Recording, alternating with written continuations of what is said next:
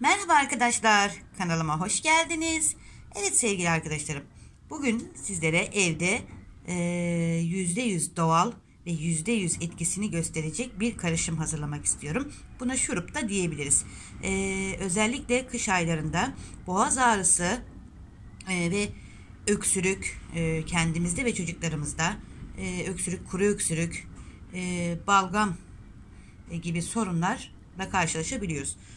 Bunları dediğim gibi şuruplarla değil de kendimiz evimizde hazırladığımız şurupla şıp diye kesebiliriz sevgili arkadaşlarım.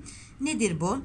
Şöyle yarım limonumuzu bir kaseye koyduğumuz pekmezimizin içerisine, dut pekmezi olur sevgili arkadaşlarım, üzüm pekmezi olur ve keçi boynuzu pekmezi olur.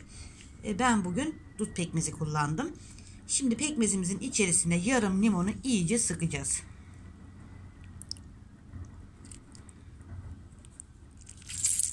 Sonrasında arkadaşlar bunu güzelce karıştırdıktan sonra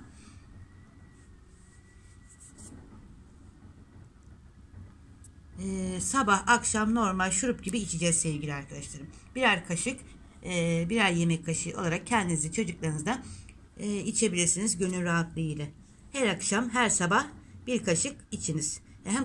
Hem kan dolaşımının akışını sağlıyor arkadaşlar. Boğaz ağrısına iyi geliyor. Zayıflamaya da yardımcı. Özellikle öksürük, balgam